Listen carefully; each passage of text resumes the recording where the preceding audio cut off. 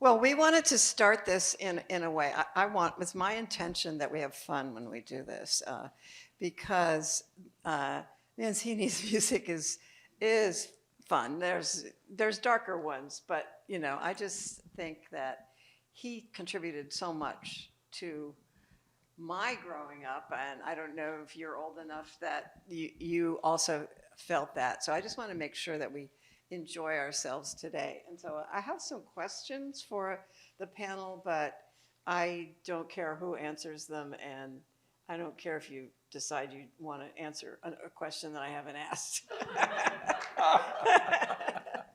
Okay, so one thing I was wondering is, how did Henry Mancini get to Hollywood? I happen to know that. Oh, this is on? Is this on? Okay. Well, Henry was living in New York at the time, arranging, and he had been with the Tex Beneke Orchestra. Tex Beneke took over the orchestra for Glenn Miller. When Glenn Miller died, he was his sax. He played sax, right? Yep. Yeah. And there was a young lady that was a singer in the band that my dad played piano for. Her name was Virginia O'Connor. They fell in love, and they decided to get married. She's a California girl. She was born and raised in California, hated the cold, hated New York cold, and they were going to get married. So one of them had to move, and it wasn't going to be her. So he moved to California, and thank goodness he did, because Yes. the rest is history. And I'm going to ask you a question about her in a little bit, but if any of you have ever had the pleasure of meeting her, my God, she was my idol. I just love Jenny. Yeah. So since we're talking about that, so Jenny Mancini herself was an accomplished musician in her own right. Can you tell us a little bit about her, Felice? I know one time I asked Monica who influenced her in her career, and I expected her to say her father, and that's not the answer I got. No, as I mentioned, my mother was a singer, a big band singer. But when she was growing up, her big dream when she was in high school and going to college, she went to LA City College, was to be a court stenographer. I didn't know She that. wanted to be a court reporter. She thought, this is a secure job, it's a skill, and that's what she was going to do. And that was her path. And while she was at LACC at college, she met a group of other people in the chorus. She sang in high school in the chorus. She was very talented. She danced, she sang, she was a charismatic lady. And she met Mel Torme. And he was forming a group, and she, well, I don't know if she actually auditioned for it. It kind of just happened, and she was one of 4 singers who sang with Mel Torme, and they became the Meltones. And that was the beginning of her career as a singer. She left the Meltones. She went on to a group called the Meadowlarks.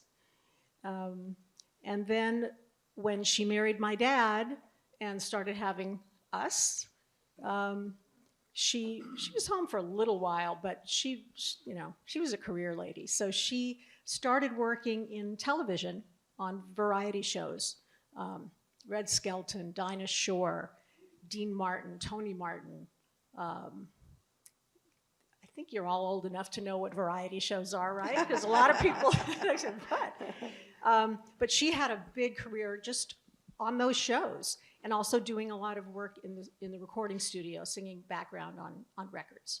So that was her background. So what Monica referred to, my sister referred to, that my mom was her role model, because my mom was a singer, a working singer, a good group singer, and that was Monica's dream, to be in the studio. And I was doing the same thing too. It wasn't my dream really, but I did sing also. And when you're in the studio, there's a magical thing that happens when you're singing with other people and blending your voices, and there's nothing like it. So that's where Monica started as well. So Does that answer your Thank you. question? Yes, that's great.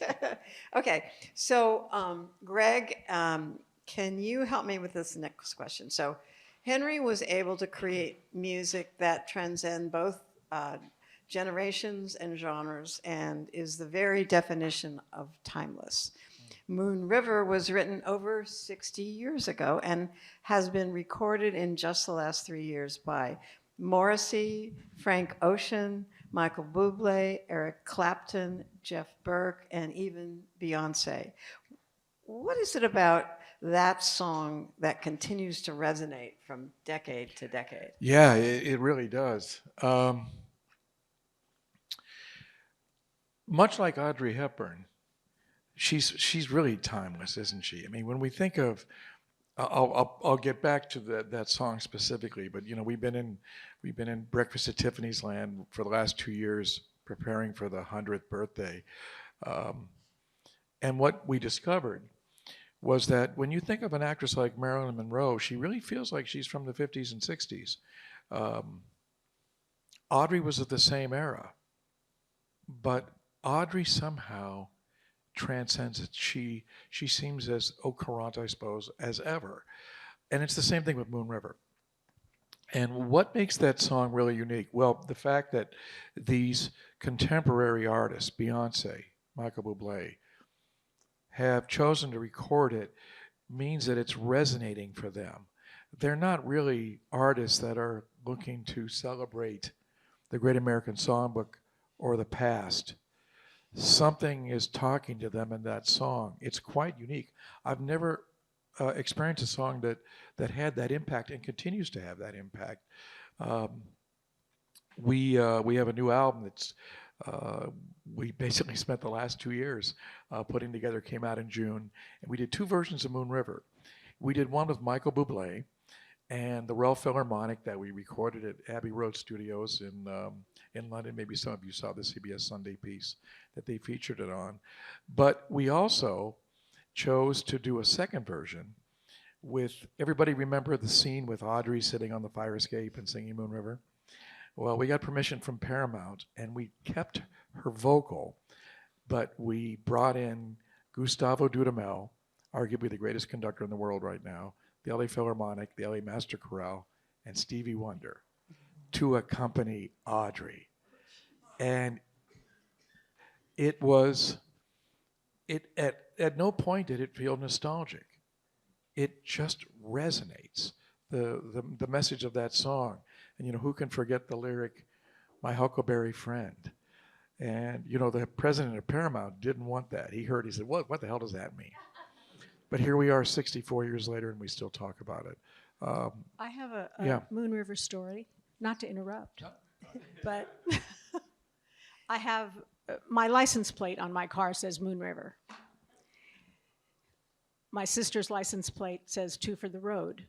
So, you know, I think, what do we want our, anyway, I'm pulling up into my driveway one day, this was about 5 years ago, and the mailman was coming right by to put the mail in the mailbox. And he looks up, and I'm getting out of my car, and I'm waving to him. And he looks up, and he looks at the license plate, and he said, "I lost my virginity to Moon River." Swear to God. The problem was it was only 4 days before. So this song means a And the lot guy to a is lot 70 of years people. old. It's a perfect song. It is a perfect song.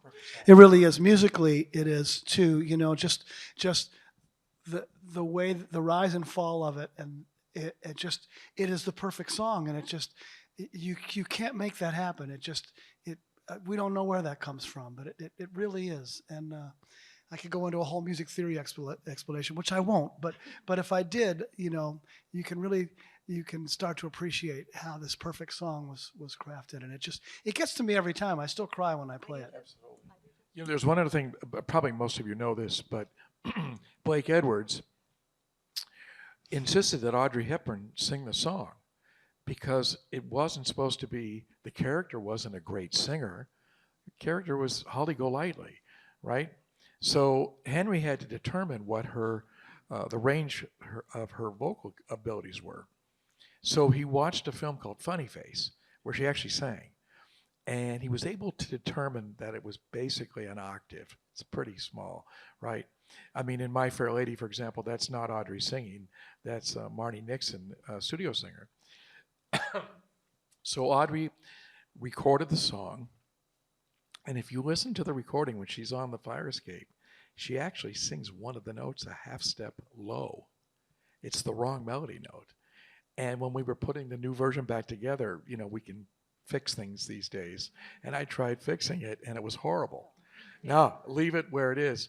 But Henry said that it took him a month to get the first three notes. And he said once he had boo, boo, boo, he said the rest came in a half an hour. But what we forget sometimes is that da, da, da came before anybody thought of saying the word Moon River. That was, it existed by itself. And when Blake Edwards said, you know, who would you like to write the music? I mean, the lyrics. He said, well, I never worked with Johnny Mercer. Well, Johnny Mercer's career was dead. You know, he was the great lyricist from the 30s and 40s, but by the late 40s and 50s, as rock and roll was coming in, you know, nobody wanted those, what he called 50-cent words. And by 1960, you know, it was pretty much over for him. But he agreed to do it, and it was originally called Blue River. He changed it to Moon River. And if you're a Johnny Mercer fan, if you listen to the lyrics in the 30s and 40s, they're very clever. I took a trip on a train, I thought about you, accentuate the positive. They were these really clever, almost Shakespearean level of lyric writing.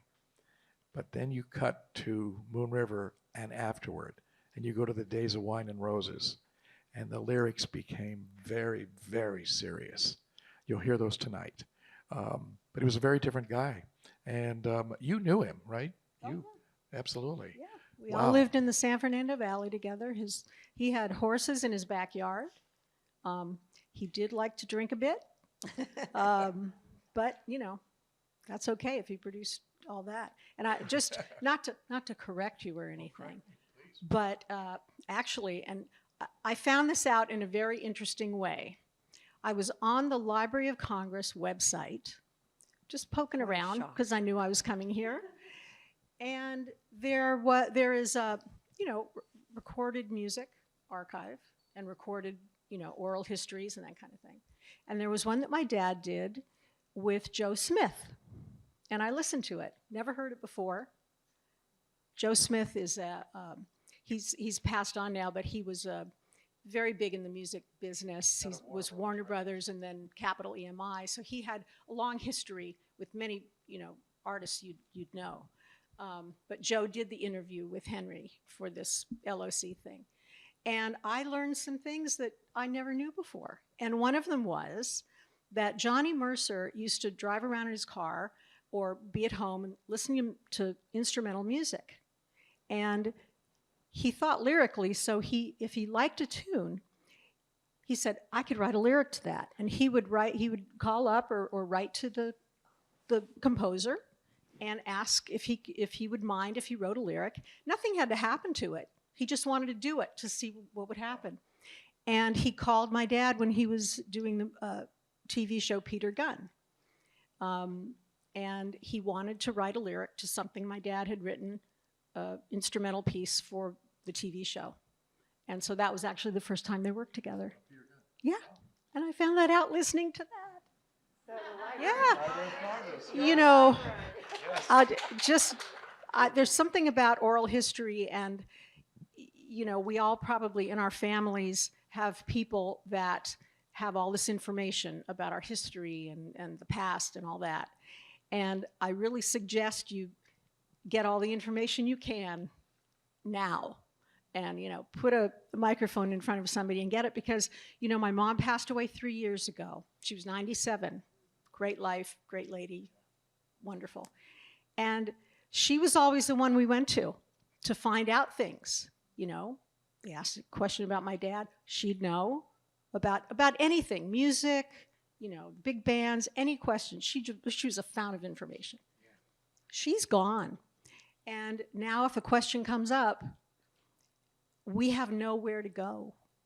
There's nobody else around to answer that question. And so I realize how valuable Oral this history, this yeah. is. It really is. Exactly. So Shelley, can you, I've got a two-part for Okay. you. So I'd like to, I'll pay I'd attention. like to have you tell everybody a little bit about the orchestra that you brought up to perform for us tonight. And tell us a little bit about the Henry Mancini Institute and how it came about and what it does. That's the first part. And feel free to chime in too if you want to. And then you have a unique perspective on Mancini's work and influence from your role as dean of the School of Music. And therefore, I'm wondering, you see firsthand how young musicians interact with his music, and I'm just wondering what kinds of stories you can tell us about that relationship between the young and Henry Mancini. My pleasure. I'm happy to. The Mancini Institute began as a summer program in Los Angeles at UCLA, and it was quite successful. And the idea of it, and Felice knows better than I, but the idea of it was you have all these students who are being trained in either classical music or jazz, mostly classical, at these great conservatories. And they're playing Mahler and Beethoven and Mozart and all of that, but they're not really being trained in this great American art form of jazz music and related musics, film music. And then they're going to go into their careers and they don't know how to play it. They never learned it in school or never even learned to appreciate it. And so the idea of the Mancini Institute was to bring in great studio players and composers and conductors and all of that and have them work for, how long did it go, a month each year? About 4 weeks each year in Los Angeles, and give them just sort of an immersive in these kinds of music that they're not getting in college. or the experience of being in a studio and being under the gun, Putting the headphones on, yeah. being on stage and performing, having to read music that's a performance, not like you're a student. All of those real world things. So the thing was, your mom basically raised all the money for it, and a lot of it. And at a certain point, she thought, this is not going to outlive me, and so she decided that it had run its course. And around that time, I became dean of the Frost School. And I knew that this is what we were going to do, that we were going to train great classical musicians and jazz musicians broadly for the world that they're going to actually be in, so that they're ready for their careers. And so I went to all of you and said, this is what we're going to do with the Frost School. And we're going to do it year round, not for 4 weeks. So And a degree program. So I'd really be, very honored if the Mancini Institute could come to the Frost School, because students can leave Juilliard when they finish one degree or Eastman or wherever, and then get their next degree at the Frost School and learn to do all these things. And so they said yes. We now have over 70 Mancini fellows who get full tuition plus stipend to get their advanced degrees at the Frost School. And every Mancini concert that we do, there's a couple of days of rehearsal and then the concert. Totally real world. We've done many national television specials. We've done film scores. We've done major label recordings. James Newton Howard came with the headphones on, and we put the headphones on all the students doing all of his, film music to picture, all of these things that would prepare them for their careers. They're working with Pharrell. They've worked with Stevie Wonder, with Josh Groban, with Andrea Bocelli, with Chick Corea, with Bobby McFerrin, just on and on the experiences that they've had that gives them a leg up. And I don't want to talk too long, but I'll tell you a story. Very recently, I got an email from a trumpet player who graduated from the school. He graduated from the school, and he immediately got a full-time orchestra job, which is very hard to do, in a very good orchestra that has a 45-week season or whatever. Those jobs are very hard to get, especially right out of school. And he said, I had to text you because I'm actually on stage right now rehearsing with Terence Blanchard. Now, Terence Blanchard had been the artistic director of the Mancini Institute at our school. He said, Terrence was the artistic director when I first got to Frost. And he said, you know, now I'm in this orchestra. And he said, I know that part of the reason I got this job was not only that I'm a good trumpet player and can play the standard repertoire, but I know how to do this. And he said, it's a full circle experience for me. I'm having the greatest time. And I just wanted you to know that I think it's part of the reason that I got this job was that I had that experience playing in the Mancini Orchestra. That's wonderful. Okay. So we've talked a little bit about Ginny. We've talked about the Frost School. We've talked about Moon River. What can we say about Henry Mancini's music and his special talent in writing the things that he did that have been so influential? What did he? Where's the sauce, the secret sauce to Henry Mancini? Wow, that's a really great question. Can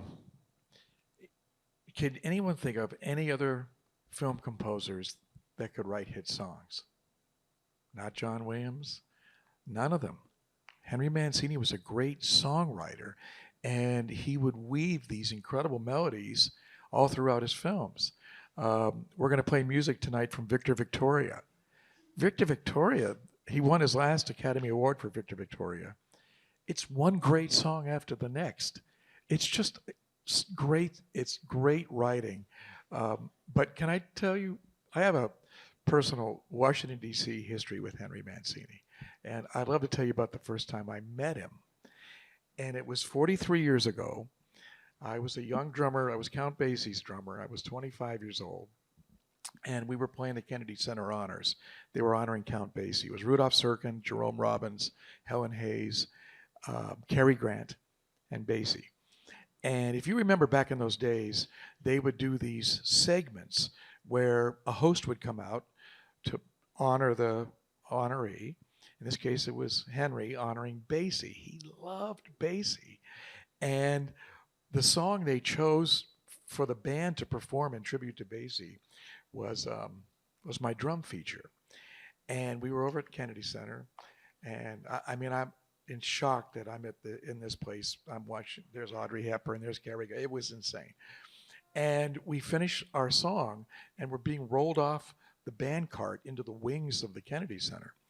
And up comes, and Henry's staring at me the whole time. And we're just getting closer and closer, and he's just smiling. And he walks up and he said, wow, kid, you got the greatest job in the world. You're Count Basie's drummer. And I thought, Henry Mancini's talking to me?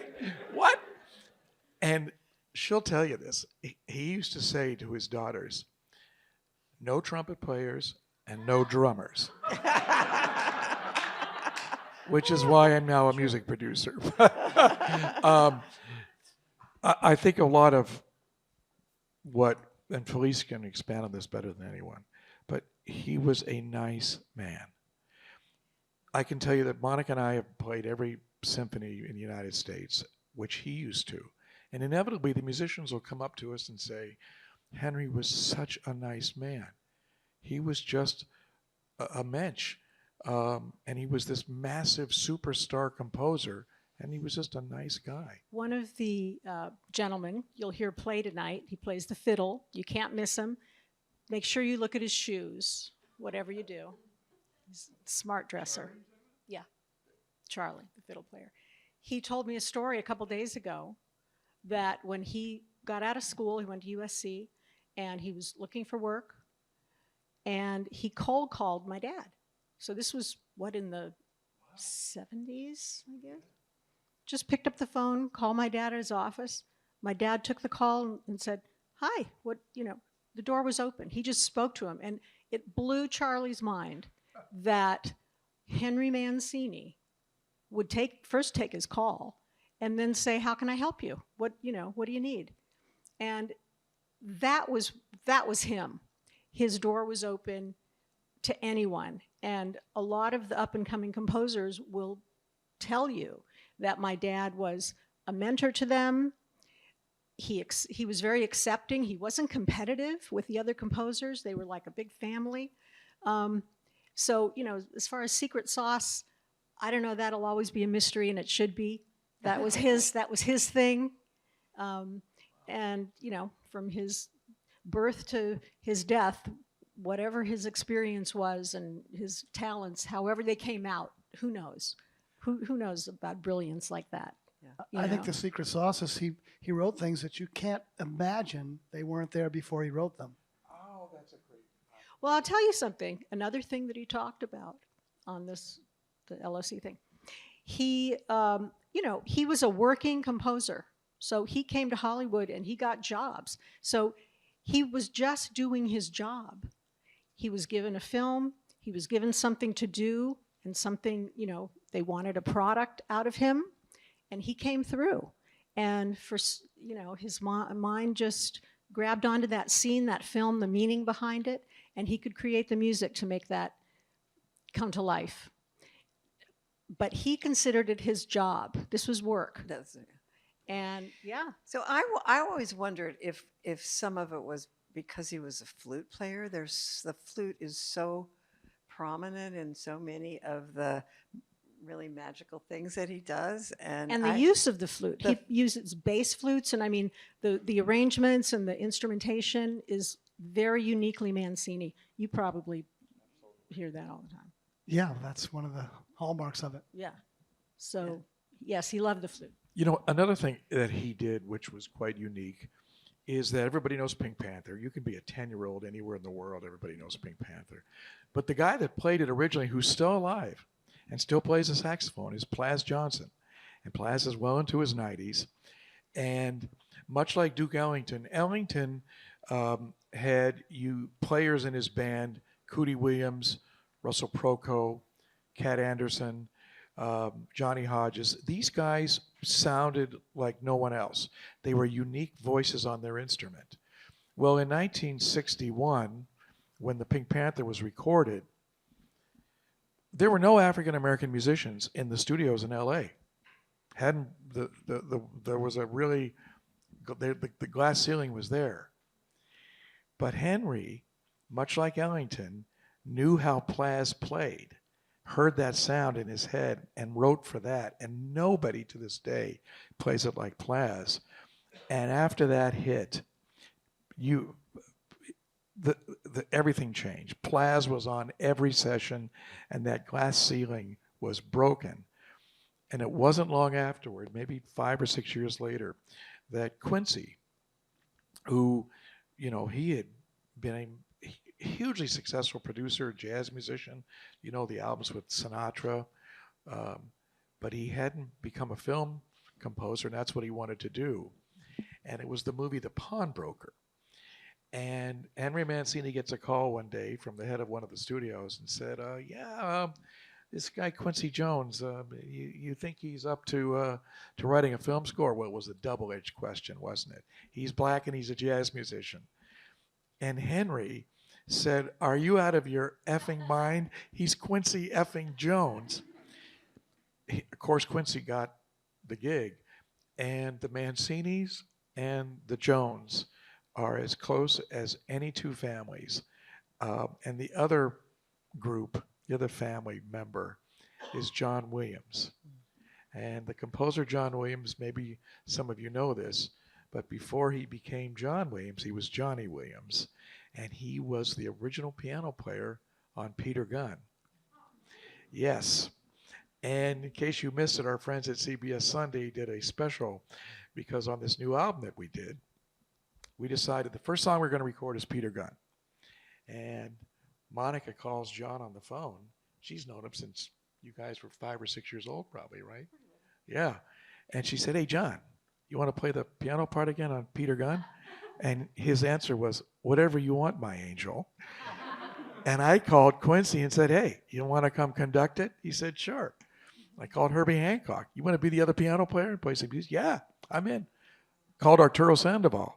You want to fire it up? So if you guys, when you get home, Google Peter Gunn, Herbie Hancock, or John Williams, and there's a video of it, and it's mind-blowing. So I want to make sure that before we open it up to the audience for questions, I ask kind of a question which might be looking at as self-serving, but I need to ask it anyway. So tell us the story of how you decided to put the collection, Henry's collection, at the Library of Congress. Okay. You don't mind me asking that, right? At some point, after my dad passed, we realized that he had, as you will tell them later, but a football field worth of papers, holographic scores, cue sheets, photographs, his archives, basically. It's one of the And largest collections that we have. he was prolific. You have no idea what his catalog is like. But we had a discussion, and my mom and I talked about it, and we really wanted the collection to go somewhere. It was not really organized. It was, in his office and storage and all over the place. So we got that together. This isn't an easy decision. We live in Los Angeles. My dad had given a few things to UCLA in the past. He's from Aliquippa.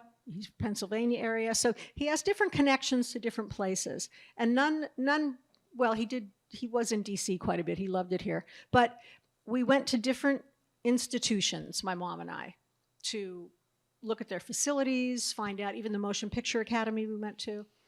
And we came to the Library of Congress, and the time Dr. Billington was here, and gave us a wonderful tour. I think at the time there was a Gershwin exhibit going on, a new Gershwin exhibit. So got back home, parked it for a while. It was a big decision. But when it came to picking one, we really had to think about, okay, what would Henry do? What would he want? And my dad's story is the American dream story. His parents are immigrants. They come over in the boat. It's like, grew up in poor West Aliquippa. And so he was an American, and he loved being an American. And the library represents America. It's our country's library. And it's accessible, and it's beautiful, and it's important. And so we just thought he should be here. I think he would like to be here. So that was I think basically. he likes it here. I think he does. Yeah. All right, let me open it up to questions. I have a few minutes to do that. I want to get us out of here by 7. What time is it? By the way, the musicians that you're going to hear tonight are from, as you probably know, they're from the Henry Mancini Institute. And somebody asked a question about, what is it like for the musicians? Watch them play this music tonight. They're completely involved. They love it. And just a quick aside to that, our rhythm section, Shelley's playing piano, I'm playing drums. And we have 2 musicians, our guitarist and our bass player, who are amongst the most venerated studio musicians in the history of recorded music. In fact, our guitarist, Dean Parks, he's not only considered to be the most recorded guitarist in recording history, he's considered to be the most recorded musician. And his wife, his girl, is sitting in the audience tonight, and this is her 70th birthday. I So, didn't know that. Julie Oh, Julie. Parks, yes, Hey, thank you for saying that. absolutely. So, it's a family affair tonight. Okay, question number 1. So, in the very limited number of treasures that were over on display before the movie, there was a letter from Blake Edwards to your dad saying thank you. So I guess he wrote little musical, perhaps birthday gifts to people. And Blake Edwards was telling him thank you for the gift, but it's not going to ever be a hit. Which, of course, begs the question of it probably was a hit, but what was it? And I'm wondering whether the music specialist who was was behind the selections didn't Great know question. what it was. But I'm wondering whether you know, and that would make like a wonderful assemblage of the little musical gifts that he gave to people. I'm wondering whether you know anything about these. I do not. You know, Now, and then one of the problems with collections like that is when people write letters to somebody else, or when they give something away, then unless they've kept a copy, you've lost that. And I don't know. I mean, I can't even. We can get you the answer. I don't know it. Off yeah, the top of my head. I don't know that. They were huge friends. They were best friends. And it could have been a gag. It most likely was. So that I don't know. But again, Blake Edwards is no longer with us. Important to write these things down. His wife is still with us. Julie Andrews is still around. And Yeah. I could give her a call on the break. Come. No. But she may know. I don't know. Yes. You made a brilliant comment about you can't believe these songs never existed before he wrote them. And it raises a question I've often wondered about creativity in composers, whether it's Berlin or Cole Porter or Gershwin, the classical or opera composers. Where do their ideas come from, and how do they have so many of them? I looked at things like synesthesia, where people hear colors. I mean, where did Henry Mancini get all his ideas? Well, there are several answers to that. I do a lot of composing myself, and of course, the joke is the inspiration comes from the deadline. But you know, it's interesting. What I find, and you know, music is context. Everything you write is about something. So if you're fortunate to be writing for films, you know, there's such a deep story there, right? And for me, it's the context that just starts to marinate, you know, and then an idea that seems to come from nowhere pops into my head. And I think that's what happens with composers. The context is what's on your mind, and the idea seems to be coming from nowhere, but clearly your subconscious is working on it. And then this thing comes out that I can't even explain it when it happens. Can I add one thing to that? I have a completely crazy way of thinking about how this might work. Did Edison invent the light bulb, or did he discover it? Now, where I'm going with this is maybe if you look at it from, dare I go there, a metaphysical place, that everything's happening, exists all at once, and we are experiencing past, present, and future as physical beings. Well, the unconscious is not limited by physicality. So what if you are, in fact, just turning on the switch and you're seeing it, but it was always there? I'm going with that. I don't care what anybody says. Hi. I got a reaction. Come on. Hi. I'm a music professor at Howard University here in town, and I've been very fortunate to teach a course a couple of times on the music of Henry and Quincy Jones, which has been really fun. But I'm curious, from each of your unique points of view, if I could tell my students one thing about Henry that they should know from taking the class, what would that one thing be? Be humble. He had so much humility. His whole career he attributed to luck. Now he knew he could do the work.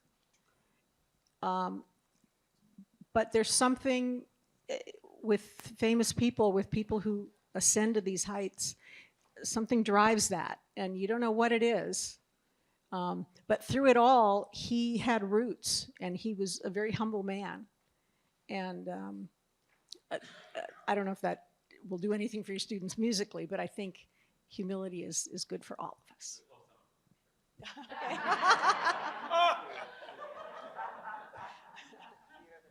I think he was not pretentious. You know, he wrote what he honestly felt. You know, and often composers can't get out of their own heads. You know, what does the world expect me to write? What are my peers writing, my contemporaries? And I feel with music of Henry Mancini, one of the reasons it's so universally loved is it's so great yet so lacking in pretense.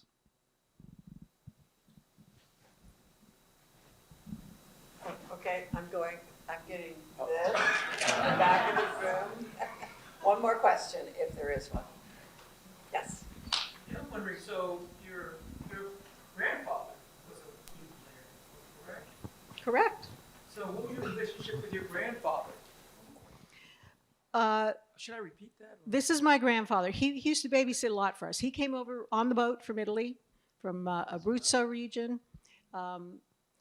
He never, I mean, to my dad's regret, he never acknowledged my dad's success. He was a hard-hearted man. My dad was always trying to prove to him that he could do it. But my grandfather gave my father a flute and said, "You play this." He didn't want him to follow in his footsteps in the tin mines in Pennsylvania. He wanted him to be a music teacher. And he gave him the flute, and with the hopes that that would get him into a respectable career, and which it did. So my grandfather was responsible for my dad's career. So he was, okay, this is my grandfather when we were little. We were about 10. We're having dinner. He's babysitting. It's this low table. We're all sitting on the floor. We're having dinner. He's getting really mad at us. And probably rightfully, I mean, but he's this Italian gruff guy. He stands up, pulls the whole dinner table up, and all the food goes in our laps. I mean, this was my grandfather. So, yeah. Well, thank you so much for coming tonight. I hope you enjoy the show, and I'd like to have a round of thanks for our panelists.